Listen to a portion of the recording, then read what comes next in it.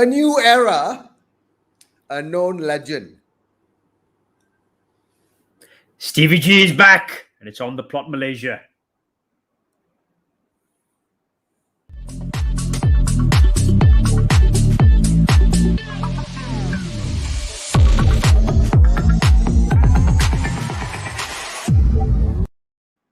Hello, welcome to the plot Malaysia. This is our 96th episode. This is the show for the fans. By the fans. Woohoo, woohoo. Well. As you can see, It's I'm all international. dressed It's up. International Week, Ram. International Week, Ram. So it's I a bit of a know. depressing week. I know. It's depressing. So that's why I decided to dress up. Wearing my beanie and of course my scarf, United scarf. This might change the luck of my team. But we're not Always talking. at the wheel, at the wheel. Okay. Always at the wheel. We're not here to talk about United, but we are here to talk about something really special. Stevie G back in the Premier League, to manage Aston Villa. And hurry. Do you want to actually, tell us what's going to happen? Who do we have to bring on the show today? Go ahead, man. I mean, really special episode, guys. I mean, we have to talk about the Stevie G back in the Premier League. Obviously, big figure for Liverpool fans like myself, a hero, a legend, one of the finest, probably the best player to play for Liverpool Football Club.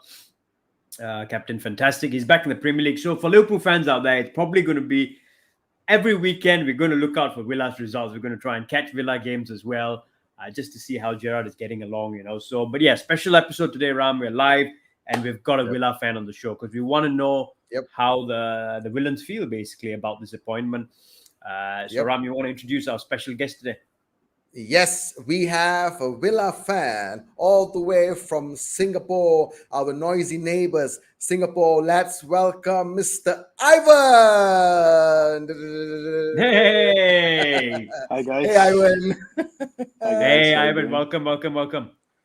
Welcome on the show. So good to have you on. And yes, guys, once again, this is the Villa fan. Show him some love. Throw some comments on. If you have any questions for Ivan regarding Aston Villa as the show goes on, please go ahead. So, Hari, do tell us, what do we have in store for today? Go ahead, man. Yeah, so I mean, obviously, we want to delve deeper into this appointment itself, what it means for the Premier League, obviously, what it means for Aston Villa and their supporters, troubled supporters, I must say. And we're going to talk about it, Ivan. I mean, we spoke about it off air a little bit about how it's not always been smooth sailing for the Villains. Historic club, huge club as well. But what it means for them, this appointment, what it means for Steven Gerrard, basically, for his career and what he's trying to achieve. And then obviously what it means for Liverpool fans as well, because there is a backdrop of Liverpool to this as well, right? I think everyone knows about that. Unfortunately, we don't have a Rangers fan. So if not, we would have probably asked what it meant for the Rangers fans as well. They're all traumatized, to be honest, all a bit left a bit dejected. But so we'll talk about all those things today, guys. And we want your comments coming in. Let us know what else you want discussed and what you want to know about this appointment. Share your thoughts as well. So let's get straight into it, Ram.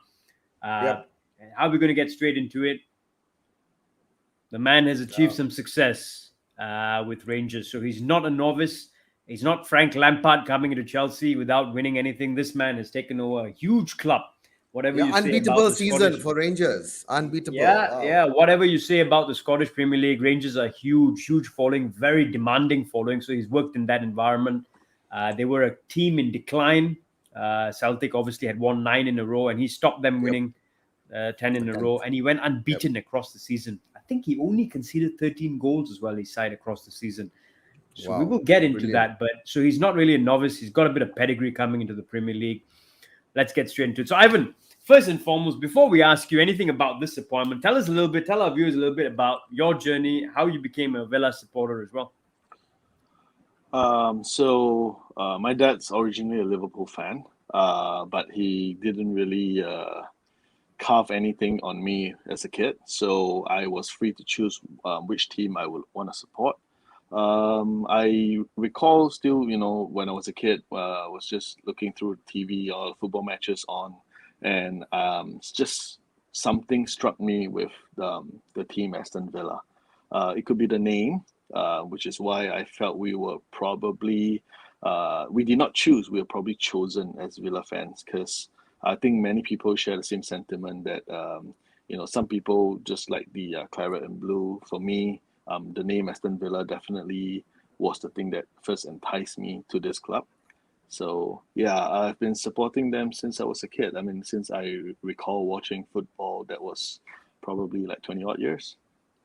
Wow. So is Fantastic. it fair to say when was this around? Around what year did you start supporting the Villains? Well, I can't recall. Maybe in the early 90s or in the mid 90s. Oh, cool. So the first few Villa players that I knew back then was like Savile Milosevic, Dwight York, Mark Dwight Bosnich, York, that man. era. Yeah, Dwight Yeah, York. How could I Yep, forget but yeah, him? Dwight yeah. York, man. He went on to achieve a lot with Man United. So yeah, but he was yep. such a special player for Villa, man. I'm going to throw another name in. Actually, when I talk about Villa, I always remember a few players. I mean, we spoke about this, but Ginola had a spell there. Barros, Julian Katzenberger. Jochin. Who? Julian Jochin. Oh yes, Julian Joachim. But I was thinking of another striker actually that really was a popular figure at the time with Villa. Long haired. I don't know if you remember him, Ivan. I'm sure you do. But Juan Pablo Angel, I remember the Oh, Colombian. yeah. Definitely. Yeah. Cult hero. Yeah. He's actually still adored by Villa fans even till today. He really put his heart and soul into the club. You can see through the way he plays. Which unfortunately in today's football scene, I think it's getting to become like a rarity. You don't see Yep. that kind of players that much anymore. Some Yep. people will say they go for the credentials of the club. They're trying to earn medals and trophies as a sports person, which I get. But at the end of the day, you do no longer see players like Letitia. Oh yes, Matt The Letizia. all the one man Yep. clubs. So I mean, it was easy for players like maybe like Paul Scholes or Ryan Giggs to be at Man United for the whole of their career. But for Yep. those who came from a slightly lesser club or those who are not the bigger household names per se, loyalty is the word which is very rare these days, at least from what I see. No, I agree, man. They always say, Scholes, gigs, one-time club members, and I get that, but also they had a lot of success along the way. So why would you leave the club? I think it's always more.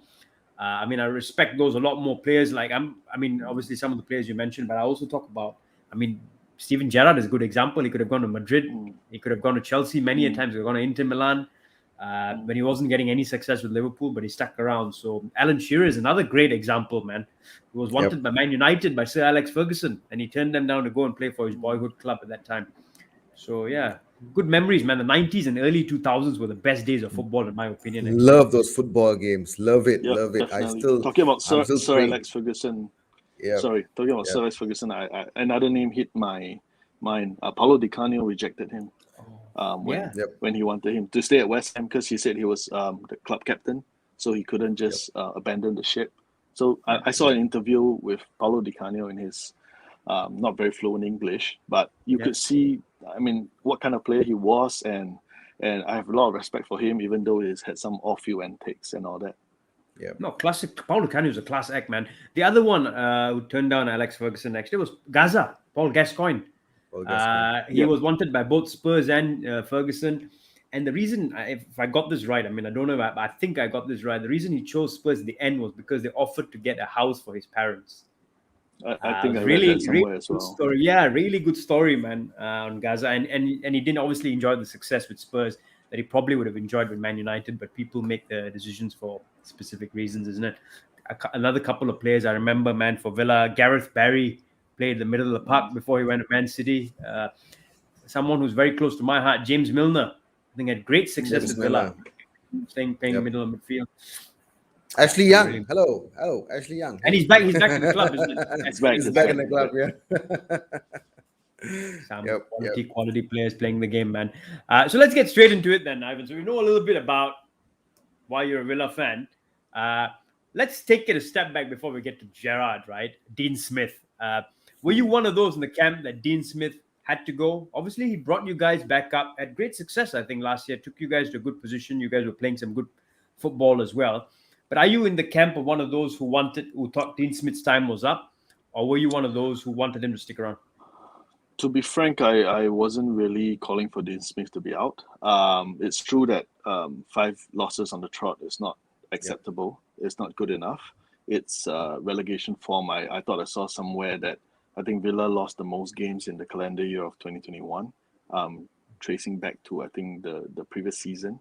So, fact is, he brought us back up.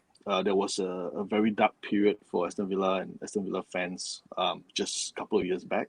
We were languishing in the bottom tier of the championship. And he came in, he did wonders. Of course, many would say that Jack Grealish actually carried him on that 10-game winning run. But to me, Dean Smith was a breath of fresh air from Steve Bruce, our former manager. Steve is a really nice chap as well. I feel. I mean, he was honest. He was sincere. He wore his heart on his sleeves. But perhaps sometimes football these days is not so much about the old tactics anymore. Maybe they need some innovation, which is why maybe the likes of Sam Allardyce and Roy Hodgson, Steve Bruce, they're struggling a little bit to cut it at the moment, I would feel. But you have like younger managers coming in to try and do something different, or maybe it's the way they motivate the players, or I'm not sure. So when this Dean Smith came in, I was initially happy because Villa never actually got a chance to beat his Brentford while we were in the championship. We always lost to him. I never knew he managed Brentford actually. Yeah, he was actually Brentford's manager while they were in the championship. So he could always find a way to beat us. We could never win him and Brentford. And to know that he was, he's still a Villa fan. So we actually have someone who's a Villa fan managing us. Back then we had Jack Grealish, who's a Villa fan, captaining the side. So that was really something special. I watched the game live during the previous season's championship playoff against Fulham, which we lost. So that was heartbreaking. I remembered specifically, at the full-time whistle, how devastated I was, because that means another year in the championship. So no matter what people say about Dean Smith, fact is he brought us back up. It could be carried a little bit by Grealish's return. It could be anything, even like luck and all that. But the fact is he did something that no one could at that moment. So for that itself, I always appreciate what he has done for the club. I would have thought he would have deserved a little bit more time, even though there's been 5 losses on the trot and we've got some tough games coming up in the next, I think, 3 or 5 fixtures. I think after Brighton, we even have Man City and Liverpool coming up. So, but the thing is, I think football fans these days are perhaps a little bit fickle-minded.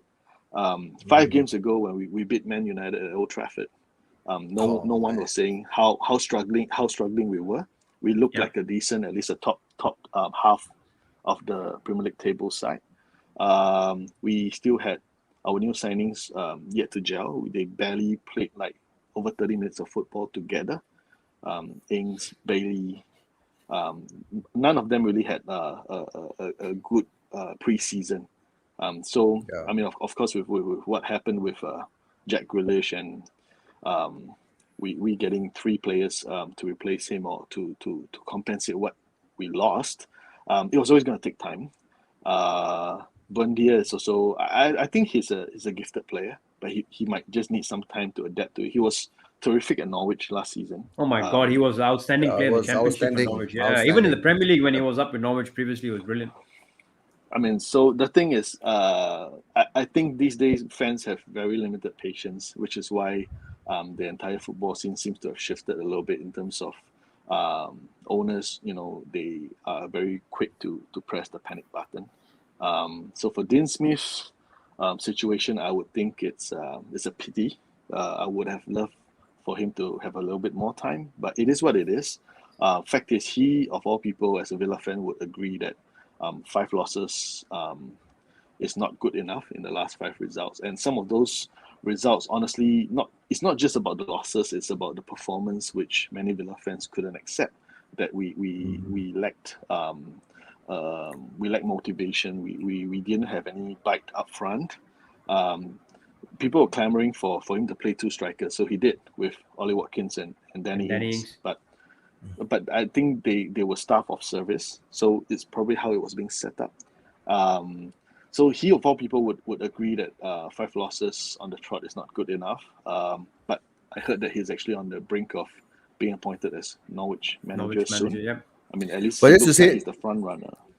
but just to say something, Ivan, I really envy, because the thing is, I really envy Villa, because United lost so many games terribly, and Ole is still our manager. So, so you know, I mean, seriously. how Ole is still Man United's manager, I have no idea. Yeah, People have gone. yeah, exactly. You know. People have gone for much lesser. So Yep. Yeah. he is indeed lucky, but I don't see him lasting till the end of the season, to be frank. Can I ask you a question, actually, Ivan? You brought up some great points, right? Going into the summer, when you guys sold Jack Grealish for 100 million, I thought it was great business, by the way.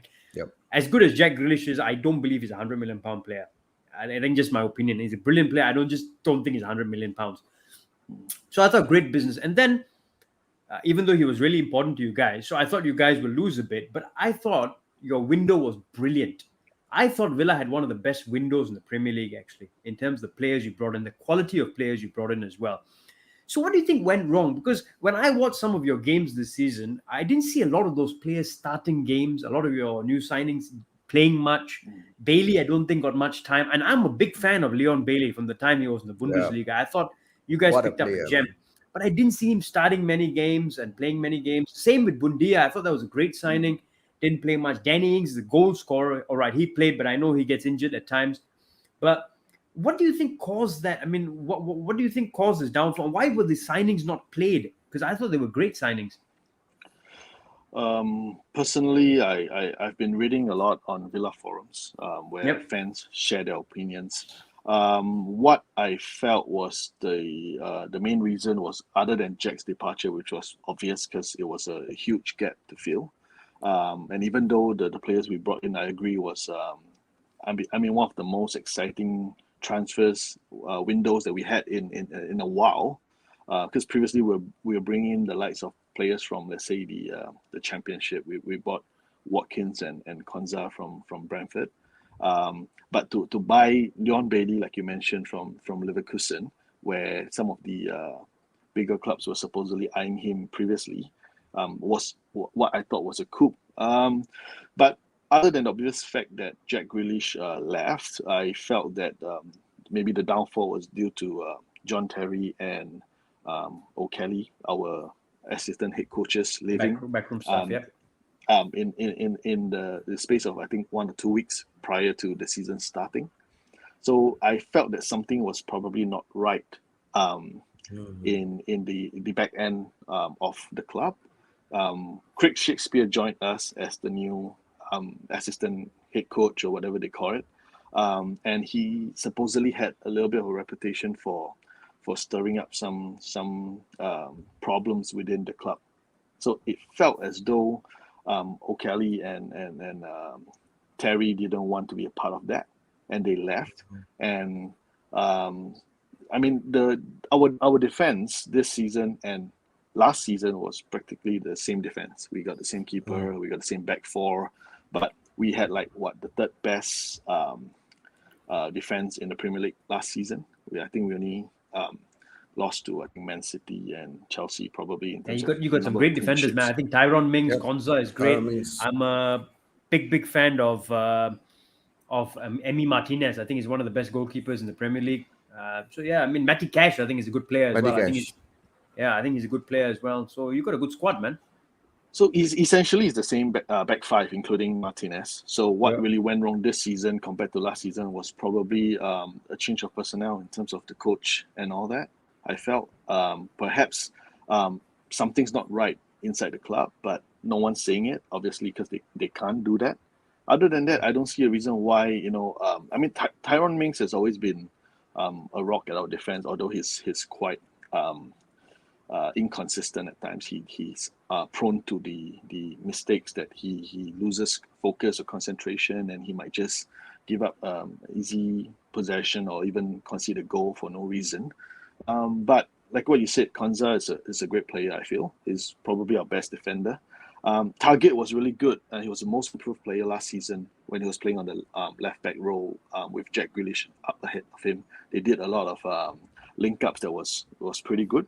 But with Jack gone, it seems like suddenly Matt Target became someone who's really lost. He doesn't know who he's linking up with, and the fact that, like you mentioned, our new signings, they weren't playing consistently, or they had some bit part roles to play. So essentially, Target was having a new left winger on top of him just every other game. So it's difficult to establish camaraderie, Partnership. or I mean, you need a lot more link ups, for that to happen. They have to be playing regularly with each other. If it's constantly Jack Grealish for last season, like over 20 over games, then definitely they will have that kind of a mutual understanding. But if it's a different left winger every other game, of course it's difficult. Plus, Leon Bailey came from a different league. It's his first experience to the Premier League, so naturally he would take a bit of time to settle in. So I think the main reason I felt was perhaps to a certain extent, even though I don't think it's entirely his fault, maybe Dean Smith has lost the dressing room a bit, because the players weren't really fighting for him. Even at the fourth defeat, so I think it all started, when we lost 3-2 to Wolves, when we were leading 2-0 with less than 10 minutes to go. I don't know what happened there. So that was like the start of something that was shocking. I haven't seen that kind of a comeback in years. And that was home as well. It was at home, I think, isn't it? It was played at Villa Park. So I remember watching the game on TV, and I was just shell-shocked. I don't know what happened. I thought it was going to be a comfortable victory at 2-0 up with less than 10 minutes to go. And then out of nowhere, we didn't even muster a point at the end of the day. It was a 90 plus, 7 minutes kind of winner, which got deflected through the free kick, Ruben Neves, if I'm not wrong. So ever since then we lost a couple more games, but I think why I felt Dean maybe have lost the dressing room is because at the fourth straight loss, when they said that the fifth game against Southampton would probably be make or break, we didn't show that kind of a hunger that they wanted to come out all guns blazing, fighting for the manager. We were still quite lackluster. It was. And normally when it gets to that point, when you've lost the dressing room, as you said, then I think there's no kind of there's no coming back, isn't it? There's no coming back from that, isn't it, basically? So, I mean, I think it was inevitable when that kind of a situation does happen. But looking at brighter times, Ivan, Gerrard, obviously there were a lot of people, I mean, not a lot of people, actually, no. I think what was very nice to see as a from the outside, obviously looking in, was Villa were very decisive. They didn't go around. It wasn't like played in the media like Newcastle, for example, where you're after about 5 different managers and everyone's turning you down, etc. I think they earmarked Gerrard from the very beginning. He was the number one candidate, and they got him fairly quickly. I think after Dean Smith was dismissed, within a week, Gerrard was installed as a manager, right? So what are your thoughts on that? Number one, the process itself and how quickly it was done. And also, secondly, I mean, one thing to keep in mind, Christian Purslow, who I think is your CEO, right? He was formerly CEO at Liverpool. So there's that connection with Gerrard, obviously, and he knows Gerrard very, very well. But what do you think about that process, how quickly it was done, and also about the appointment, about Steven Gerrard? Are you glad that Steven Gerrard was the man? Well, to be frank, I was 50-50 in terms of Gerrard because, first of all, we all know he is that's definitely looking to go to Liverpool one day. I mean, there's no secret about that. Many Villa fans were concerned that we were just going to be a stepping stone because, I mean, he had a rather good season at Rangers and all that, but that is his only managerial credential thus far. Previously, I think it was managing the youth academies in at Liverpool. He was under 18 coach. Yep. So other than that, which many people who I've spoken to, I mean, they don't really think very highly of the Scottish Premier League. And they said that it was a two-league team, which is kind of true as well. It's always going to be either Celtic or Rangers. But the fact is, I think on the bright side, now that Gerrard has been appointed, I will give my full backing to him, regardless of what I think about this appointment, because he's a proven winner. He looks like someone who can instill a bit of respect and confidence back in the players. A bit similar to what Terry did for us, because I mean, of course, when someone like John Terry or Steven Gerrard is in your head coach or assistant head coach, that I mean, it speaks volume of what they have achieved as a player throughout their career. So I'm sure the current crop of players look up to them. Maybe some of them could idolize them while they were youngsters even. So with Gerrard, I feel that he should be a good appointment. Though I'm still not sure, because I haven't seen his first interview as a Villa manager. So maybe I'll wait for that to come out first. But I think in terms of the appointment, with Perslo's connection and all that, I felt perhaps they sounded him out prior to sacking Smith. Yep. They definitely had someone in mind when they pulled the trigger on him. It was also reported that we had maybe 3 to 5, up to 5 names that we were supposedly looking at.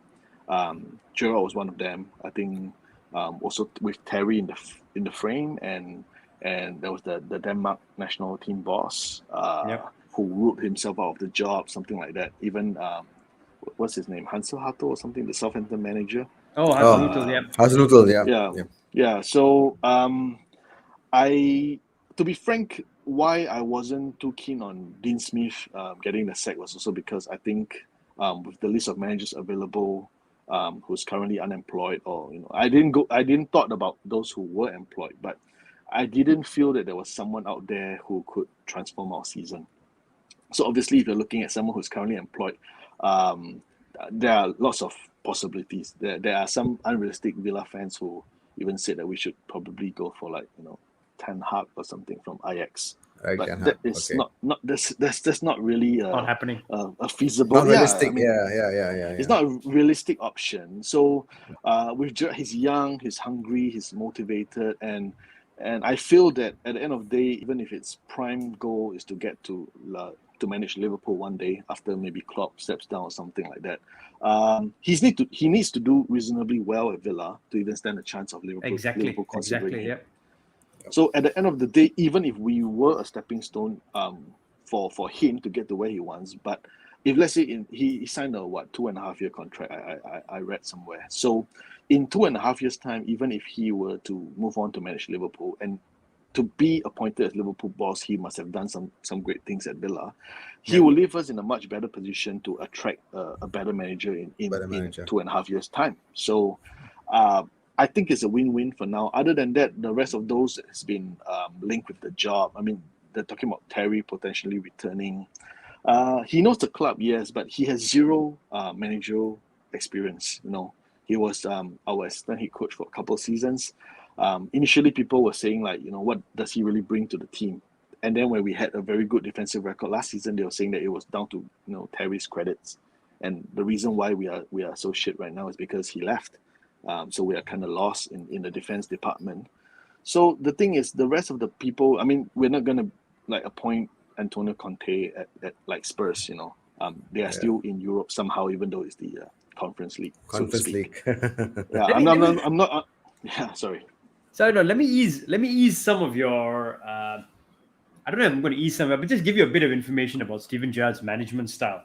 So I hope it makes you feel more comfortable, but at least gives you some insight into his management style, right? So what I've read about his style at Rangers and why he was wanted quite a lot by Christian Perslow, and also actually he was also wanted by quite a lot of clubs apparently were looking at him because obviously the way he transformed Rangers, but not just that, because as you said, the Scottish League is very much a 2-team league, etc. But it was his style and his management approach which clubs liked actually. So obviously he had a background of under 18s management at Liverpool, thought very highly of. And then at Rangers, he built the team playing a brand of football which was very attacking, very possession-based, and very much a team that presses from the front. A bit like a Klopp system, but when you talk to Gerrard, he says he has taken his management approach and coaching tactics from the managers he worked with primarily. So people like Gerard Houllier and Rafa Benitez, he's got a blend of some of that, but he's also got a blend of the Jurgen Klopp with the pressing up front as well. The formation he plays. Ankit, welcome to the show. Lakshan, I will get to your point. Yes, So the formation he plays is primarily a 4-3-3 for Rangers, which also evolves to a 4-3. What he has been playing recently is a 4-3-2-1. So what he does is he plays a back four, he plays three in midfield, and then he plays two sort of inverted wingers, but not really inverted. They play almost as two number 10s behind the striker. Yep.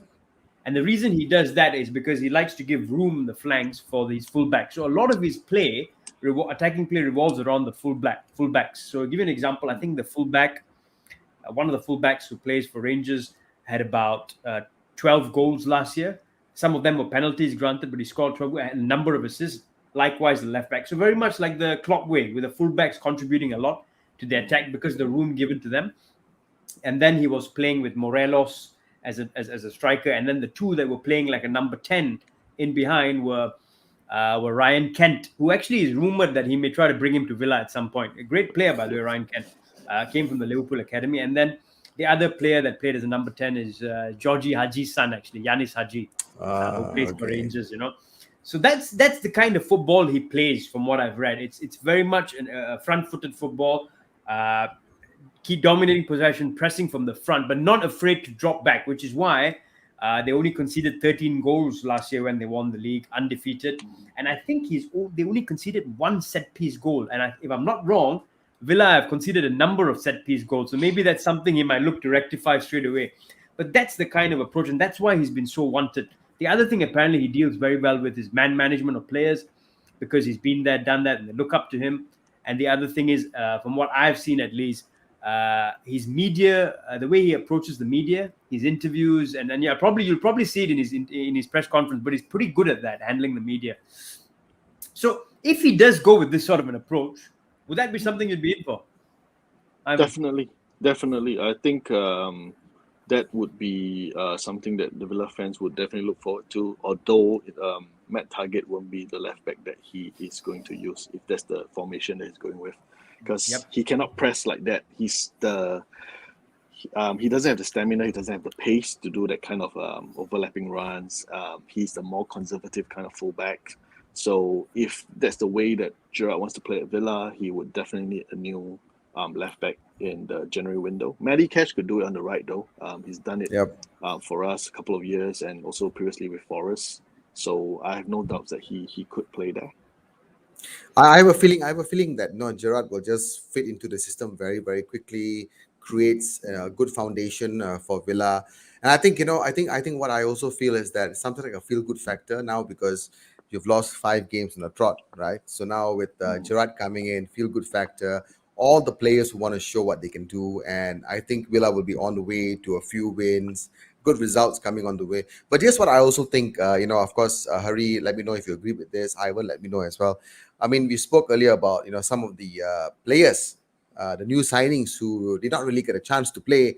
I do feel that Gerrard is a risk taker when he's a player, and now he's a manager. So I think a lot of these players will eventually, mushroom back into the squad and probably, we'll get some first team football. What do you guys think, Hari and Actually, I wanted to get Ivan's thought on this as well. I mean, I'm going to come to that very quickly, but just to address this point by Ankit, right? Great point. Yeah. I mean, he thinks Gerrard may do a Lampard and fail at it.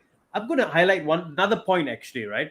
The good thing about Gerrard, from what I've heard at least, is he's not an egocentric manager of any sort. So he knows that he needs help, and I think a manager is always dependent on his backroom staff.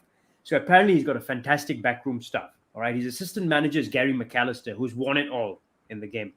All right, and he's been assistant manager at a number of places. He's got the experience. Again, I think midfielders will gain a lot from the likes of Gary McAllister and Steven Gerrard. Apart from that, he's got someone called Michael Beale, who's part of his backroom staff. Michael Beale is actually comes from the Liverpool. A lot of his backroom staff come from Liverpool, actually. Michael Beale, and I know Michael Beale as a Liverpool fan, was very, very highly rated at Liverpool. Extremely highly rated. Big part of the academy, very strong with tactical work, was a master at tactics. So actually Gerrard gets a lot of his tactical, the way they want to play, the approach, tactics, etc. from Michael Beale. Apart from that, he's also got another gentleman in the team, who the name escapes me now, but he does a lot of the video analysis part. So what I heard Gerrard does is he depends a lot on video analysis and analytics. So he's not one of those guys who's not going to move on with times. He's actually adopted a lot of these things. So he's got a good backroom team that supports him. He's not, I'm here to do it all. And I think that is an ingredient of success, right? Potentially, because he's got people he can fall back on. What are your thoughts on that, Ivan? Definitely. When we confirmed Gerrard as the new head coach, I went to read up a bit on the existing Rangers coaching setup. So many people were saying that what you mentioned about Michael Beale, he's actually the brains behind the team. So because the backroom staff was only confirmed perhaps a couple of days after his appointment, so I was very keenly looking out for. I mean, I thought Gary McAllister would definitely join him. It's just that I was hoping, because there was some rumors saying that Michael Beale could be offered another role somewhere. So he may or may not have joined him at Villa. So I was, fingers crossed. I was hoping that he would come, because they were saying that without Michael Beale, Gerrard would be a lot more tactically lost, which is going to be a big problem in the Premier League. So I mean, I'm happy that he came together, and plus we actually had some existing coaches at Villa Park that actually stayed on prior to Dean Smith's dismissal. Neil Cutler is the goalkeeping coach, so heard good things about him as well. Though I'm a bit 50-50 on the set piece specialist, the coach that we had. That guy's very animated, It's like yeah. He looks a bit like I don't know, a version of Thor that you get from like Taobao. So yeah, so I mean that's my concern. I'm not sure if it's a good fit, but as long as they stay on with the club, we're going to give their full support. And I'm happy with Gerrard for now, because he seems like you mentioned, someone who knows what he's doing. He knows which area he lacks in, and he's not afraid to get help. And exactly. I think that's one of the major problems that many managers have in today's football scene. They don't want to be seen as having certain weaknesses, which is why sometimes they just try to push on, and most of the time, if it's not working, it won't work out after that. Yeah. I think Villa will be the new Liverpool. Villa will be the new Liverpool. I don't know about that, but I think one thing that will help as well, just so you know, Gerrard still falls back on Klopp for some advice sometimes. So you know, we've got Klopp in the background helping you guys as well. So I'm not sure if Klopp's going to help us on the 11 December. No. I saw a meme somewhere, where they said, what happens if Klopp and Gerrard have a tussle on the touchline, for example, an argument? Will the Liverpool fans be backing Klopp or Gerrard? So that was really that's going to be tough. But I don't think. So the problem with people who are associated with certain football clubs is that, I'm not sure if you guys are aware, but back then when we were playing Chelsea and we scored a goal against Chelsea, John Terry didn't celebrate. He was just like, But whereas Dean Smith and the rest were going like bonkers, but he was like, so. When they have too much love for a certain club, of course, there's nothing wrong with that. But it becomes difficult. Yeah. It's a little bit. So you can't expect Terry to be doing like a Mourinho celebration, in Stamford Bridge. But even if we were to have any chance of beating Liverpool at Anfield on the 11th of December. The thing is, maybe deep inside, Gerrard will be happy with the result because he's the manager of Villa, but definitely something somewhere's got to give. So that's the part where, emotionally, I don't know if they are 100% in it, especially, just for the game against Liverpool per se. For the rest of the games, I have no doubts that he's 100% for sure. It's a great point by Keshav, actually, as well. As I mentioned, he plays an attacking style of brand of football, but he's also very good at developing young players, which is what we have seen. Players like Kent, who is developing a really good player, actually. Morelos, who's got a bit of a hot head, but he keeps him in check pretty well, and he's able to manage him. So that speaks volumes about his man management, actually, because Morelos is the kind of guy a lot of managers would have lost faith in and dumped him out of the team, but he channeled him in the right way, and he scored a lot of goals to win him the league, right? So it speaks well, I think, of his man management style as well. Let's put you to a bit of a test now, Ivan. I thought this was really interesting. So we spoke about Gerrard's potential formation. Let's say he goes with a 4-3-2-1 with 2 10s behind a striker. Okay. How would you like the team to set up? So which players would you like to fill those positions? Okay. So definitely Emi in goal. That's there's no question. Given. Medicash. So I can only choose based on the existing set of players we have, right? Yep. So Medicash at right back. I would still pick Mings and Konza at centre back.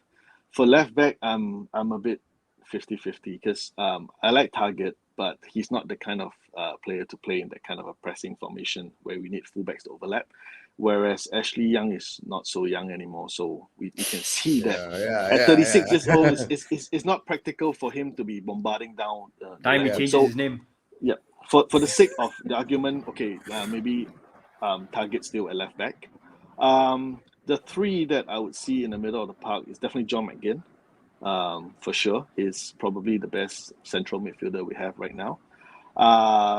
For the DM role will be Douglas Lewis, and then probably one more. I'll go with young Ramsey. I saw him a couple of times. I thought he Jacob looked Ramsey. lively. Yep. So that will be the midfield trio. Whereas the two so-called number 10s that you mentioned, definitely Emil Buendia for me, because that seems like the kind of role that he'll fit in. And the other one will be Leon Bailey. He's quick, he's agile, he's got some tricks up his sleeves. He looks like he could play out wide or even in a more central position. And then they will be supporting a natural goal scorer, Danny Ings. Got it. Instead of Watkins, you'd play Ings instead of Watkins? The thing is, I do rate Watkins, but in terms of, I felt a lot of times when I was watching Villa, we aren't lethal enough. So Watkins, there's no doubt about his work rate. He's definitely up there in terms of his work rate. But in terms he misses a lot of chances. Misses lots of chances. I mean, he's definitely not as prolific as Danny Ings. If we only have one up top, and we already have some creative channels behind him, I mean, Buendia is there, Bailey is there, McGinn can create something, Matty Cash can come in with a good cross from the right. I would prefer Ings. And then the thing is, if that isn't working, that's where Watkins can come off the bench with his kind of work rate and maybe in the last quarter of the hour where people are generally tiring, that's where he could exploit some spaces. Or even if things are not going our way, we could put him up top alongside with Ings and press for a result. Good point. Actually, I feel a great point here. The way Villa's squad is right now, it seems like you have got a lot of good pacey wide players. So Bertrand Traore is another one. I really rate him as well, actually. Maybe Gerrard plays a 4-2-3-1 because he's actually also played this formation at times to go with the squad, right? So if he goes with 4-2-3-1, for example, then would you then play Bertrand Traore and Bailey on both flanks, or would you play Buendia, Bailey, or something of that nature? Or? The thing is, Norwich fans actually said that Buendia isn't a natural number 10. He likes to cut in from the out wide. So if you play him in more central, because he's a bit smaller in stature, so he gets bullied off the ball sometimes. Whereas on the wings, he could do more damage, and that's what he did for Norwich, I think, last season. I would consider Bertrand Traore as well, because on his day, he's really good. But those days are not very consistent.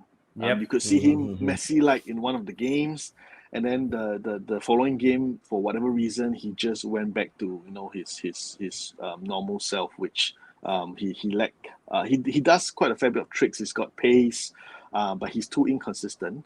One thing I could explore is probably pushing John McGinn in a slightly more further upfield position, because if you realize John McGinn, when he plays for Villa, he's a bit towards the DM role alongside Douglas Lewis, whereas when he plays for Scotland, he seems to improve a lot because he floats around. He gets a lot more freedom when he plays for Scotland. So that's the thing we've been noticing. So when he's in a more rigid position when he's playing for Villa, we don't get to see as much of McGinn. So if it's a 4-2-3-1, alternatively you can put Bailey and Buendia on wings with John McGinn in a slightly more advanced role behind the main striker, and then we have Douglas Lewis and probably even Nakamba in a DM role to just protect the back four. That could work as well. But the good thing about the squad right now, which we probably didn't have a luxury of in the past couple of seasons, is in terms of the depth. We have a bit more depth. Brilliant, man. You're just talking about the depth now, right? I mean, you're just mentioning players, and I didn't realize, you've got so many good players, man. So many good players. You could literally play a 4-2-3-1 with Douglas Lewis and Nakamba, who I rate very highly. I think what's his full name? Is it Marvelous Nakamba? Marvelous. Fabulous name. Marvelous Nakamba and Douglas Lewis, and then you could actually play John McGinn in the number 10 I rate John McGinn very highly. Liverpool had an interest in him apparently, in John McGinn, and they still do. So I rate him very, very. I think he's a top player. He can play the 10. You can play Bundia on the right. You can play Leon Bailey on the left, and then you can go with either or Watkins or Danny Ings up top. And then I forget, right? You've got Bertrand Traore. You've also got, his name skips me. Is it El Mohammadi or El Ghazi? We've got El Ghazi? on the Who I wings. think is a real player. I think he's a Dutch international as well, isn't it? El Ghazi. Yeah, he's on the fringes of the Dutch squad. I think he made the provisional squad, but he didn't make the full squad the other time round. But He's quite a good player, El Ghazi. And we've got, then the we've other got guy. Trezeguet as well. Yeah, do you still have Trezeguet playing for you guys? We do. He's on a long term injury, so he's on the mend. But he's still with us. Yes. He's a good player, Trezeguet. He scores goals. He's quite skillful on the flanks as well, and he's an Egyptian. He's not an Egyptian king, obviously, because that belongs to Mo Salah. But he's an Egyptian. I knew that was coming somehow. I knew that was gonna. So you just talk about this, right? You just name. There are lots of players, man. You've got lots of options, and I think that's one of the things that attracted Gerrard to the job as well, right? Because it's a squad that is actually underperforming. It's not a squad that should be where it is. It's a top 10 squad in terms of your squad and the quality of players. So he's looking at that, probably thinking, this is not going to be that difficult a job. If I just lift these guys a little bit, I can get them into a top 10 placing for the season. And if you ask me, it's such a brilliant job actually for him, because he doesn't have to over-deliver in any way. I would think it's quite easy. If he just lifts these players, the quality of players you have should be able to get you into that top 10, isn't it? I certainly hope so. But right now, morale's definitely a bit on the low. Plus, the international break, you're going to international break with 5 losses on the trot. Your previous manager just went. I'm not sure how motivated the players are right now. Hoping that Gerrard's appointment could give them a bounce. Maybe once they come back, some of them come back from international duties, they could sit in together, and that's where I think Gerrard can rally the troops, because I think we've got a pretty tight November-December period, and there's some really tough games. Although you can't really discount any of these games, because even though on paper it looks like a goner, again, sorry, I have to bring up the result at Old Trafford. I wasn't expecting any points, much less 3 points. That could still happen. Yeah, I mean, when it went in, I almost couldn't believe it. And then when Bruno Fernandes missed the penalty in the last minute, I couldn't resist my cheer, unfortunately. I was shouting out really loud. But if Gerrard could instill some confidence in them, and probably share with them how he wants them to play, like you said, the new manager bounce, maybe some people are quite keen on impressing the new manager. Perhaps we could get a couple of positive results. And then, I mean, it's still rather early in the season. It's only 11 games. A few wins on the trot, and then you are suddenly back in a much more comfortable position. And then that's where I think Gerrard. I mean, with Gerrard's appointment, the players are already, as we speak, I think their spirits are really lifted, because they know what he can bring to the club. So I don't think there will be an issue. When they come back into training, ready to start, the upcoming game. So I think it's going to be positive. This first few games, I think it's going to be really positive. You're going to see some really good results. That's what I think. But this question is interesting by Mambang over here. Actually, before we get to the question, great question. I was going to get to the question, but really good. I think one of the great point by you, right, Ram? I think they will have a bounce. I think the midfielders, I can imagine being a midfielder coming in saying, Gerrard, man, I can pick up a lot from this guy, man. Not just Gerrard. Gary McAllister was one of the best of his generation in the world. So I can pick up a lot from Gary Mack and Gerrard. And I actually think with a player like John McGinn, I think you will actually see him turn into one hell of a player with Gerrard now, because he'll pick up snippets. And Gerrard will look at him and say, I can develop this guy, make him a really good player who can add goals, a lot more goals to his game, because he's got a really good engine, John McGinn. He's great in the tackle. John McGinn is a very Gerrard type player, if you ask me. He's very box-to-box. He's a box-to-box player. There are not many box-to-box midfielders in today's game. He's a box-to-box midfielder. He can create. He gets into the tackles. He gets stuck in.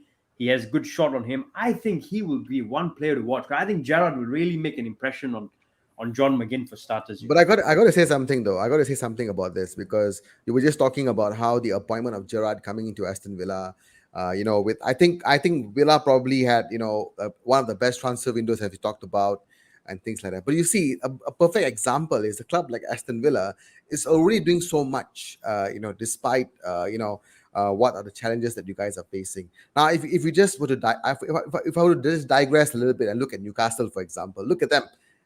They have pumped in, of course, a new owner coming in, and their manager is Eddie Howe. No disrespect to him, but you look at Villa, I think they are in with a shout next coming game. So it's going to be a pretty awesome season for Villa. I can see that happening. So hurry, yeah, you want to answer that question? You want to ask? Yeah, Ivan, let's ask you this, man. January transfer window coming up. What kind of player do you think Steven Gerrard will sign, or do you want Steven Gerrard to sign?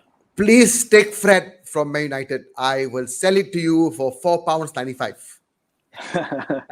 I don't think I can afford the £4.95 for Fred. So you guys can keep Fred. You paid a lot of money for him, so I don't want you to go lose that much money on an investment. So kind of you, Ivan. So kind of you. I think definitely a left back. Nothing on Matt Target personally, but perhaps the system that's going to be played may not suit him entirely. Yeah, he could still be a squad player, but I think we need more competition for him, because right now I think Ashley Young is being used a bit more as a utility player, so he could play in multiple positions, so he may not always be a fullback.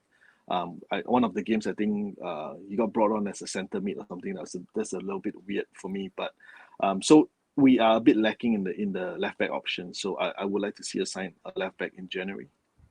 Cool. I think that's probably one of the areas.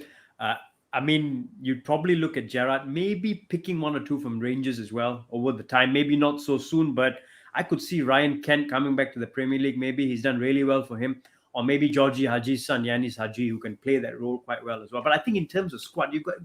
And the good thing, I think Gerrard looking at the squad and say, I don't really need to sign many players, man. With this squad, I can do a lot. Maybe one left back, as you said, someone who fits the system more. But you've got the squad to deal with it. I mean, Sherwin brings up a good point again. He's done it throughout his career. He's got no issues. And the players will respect him, right? Because of the career he's had, because of what he's won as well. I think the difference between him and Frank Lampard is after a while, if things go wrong, you look at Frank Lampard and you say, what the hell have you won as a manager? You look at Steven Gerrard and say, yes, you won the SPL. Not just that. Another thing going for him, I think, is, Scotland is a two-horse race, pretty much. So people say, yeah, easy league, etc. But he had to transform and overtake Celtic with a pretty weak squad and a squad low in morale, kind of like what Aston Villa is now. But the other thing, which you have to respect him for, he did very well in Europe, actually. I think it was last year, the season before. He did quite well in the Europa League. He got out of the group stages with a squad that's never really done it before. So he's got even that going for him. I mean, if you can cut it in Europe, then you've got something about you tactically, and you can do a job. I also think, Hari, that the players will actually play for this manager. They will actually fight for this manager. So there's another element that you got to see, because Gerrard can be a good manager, but I think he's come to that extent where the players really respect him. They know how good he was when he was a player, and I think they're going to give him a lot of. They're really going to fight for him. So I think you're going to see a different Villa coming. And we're all excited. I'm excited to see as well. Yeah. And it's good to have a young manager, managing your club. If you ask me, a good young manager with a lot of ideas, a passionate guy. Gerrard, one thing I'll tell you, is very, very passionate. So imagine having someone on the sidelines who's like, I don't know, a manager who literally doesn't move, for example, maybe Ole Gunnar Solskjaer. But Steven Gerrard is full of passion. I knew Ole's name was there somewhere. And I think as a Villa fan, having someone as passionate as him there will make a big difference, because you would get pumped up as well for matches coming up. Now, I'm going to ask a question of myself here, because I've been getting a lot of these questions from fellow Liverpool fans, but fans of other clubs as well. Do you think this is a stepping stone, which is what Ivan, you feel as well, could be to him taking the Liverpool job? And would he be the right man to take over from Jurgen Klopp? So I'm just going to answer this for guys watching the stream as well. I think, yes, it's a bit of a stepping stone, but he has to do well for Villa, right? He wants to do well for Villa, but everyone knows he wants to manage Liverpool at some point. You can't blame him for that. He's a Liverpool lad, Liverpool legend, etc. But now the question of should he take over from Jurgen Klopp, it's not a given for me.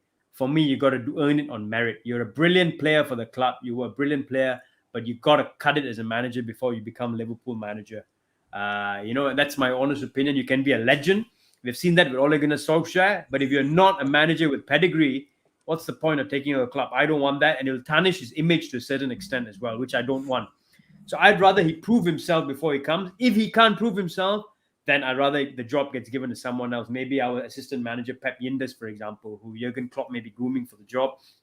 But only give it to a guy who's got the pedigree, who's done well, and who on merit is deserving of the Liverpool job. And I think I'm not alone in saying that a lot of Liverpool fans feel the same way about it, So unless he can really cut it and deserves the role, then I don't think he should come in as manager of the club, because you can end up tarnishing your image, you see. But hopefully he does it and he kills it. And then apparently, if the stars align, his contract with Villa ends in 2024. Jurgen Klopp's ends in 2024 as well.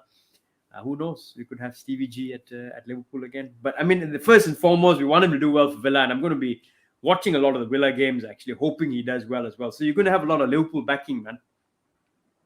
In the coming weeks. An alliance, Villa and Liverpool. That's interesting. Exactly. Okay, I want to ask you this question. Ivan, just for fun. Okay, I'm just going to ask you this because since the January transfer window is coming up. Okay, and if you could pick a player or two from Man United, okay, who would you pick? No one. On loan or for permanent purchase? Permanent purchase. Yeah. I mean, we want a left back. I'll probably try to go for Telles. Okay. Interesting, you didn't say Luke Shaw. I mean, there ain't no way they're gonna give us Luke Shaw. Yeah. And I definitely don't want Harry Maguire. So imagine him and Mings. We don't want Harry Maguire either. Have him for free. It's okay. I know. But you can keep Harry Maguire and Fred. I would try for Telles. He's not getting a lot of game time. Yeah. He was quite good in Porto. Yeah. So it's perhaps a bit more due to Luke Shaw's form that he's not getting a look in. We could try for Telles. I'll tell you one player who could be good, man, for you guys. Just throwing it in, man. You've got players in midfield, I know, but Donny van de Beek, maybe even on loan. Steven Gerrard working on Donny van de Beek, I think could be a recipe, man. He could get him to improve his game. You see, Ivan, I love Donny van de Beek. Okay, I mean, when he came on to United, I loved him because I really, I do like him as a player. But I do feel so sad for him because his career is just going down the drain. He's not been selected for the Dutch squad. So I think a good club like, maybe Aston Villa or any other club, would probably take him in, bring him to first team football, and get his career up and running. Even on loan, that's fine because it would be such a waste of talent that, he does not, he does not play football again this season. So I do hope that happens. I really do. Yeah, a Lingard or a Van der Beek would be great for us on loan, even for just half a season. I mean, look at what Lingard did at West Ham last season. It was I mean, he capitulated his form back again. He was really out of form previously.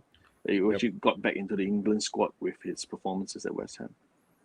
Awesome. This is a great question. I'm going to shoot this at you as well as we head towards wrapping up the show, Ivan. Should Villa keep their captain?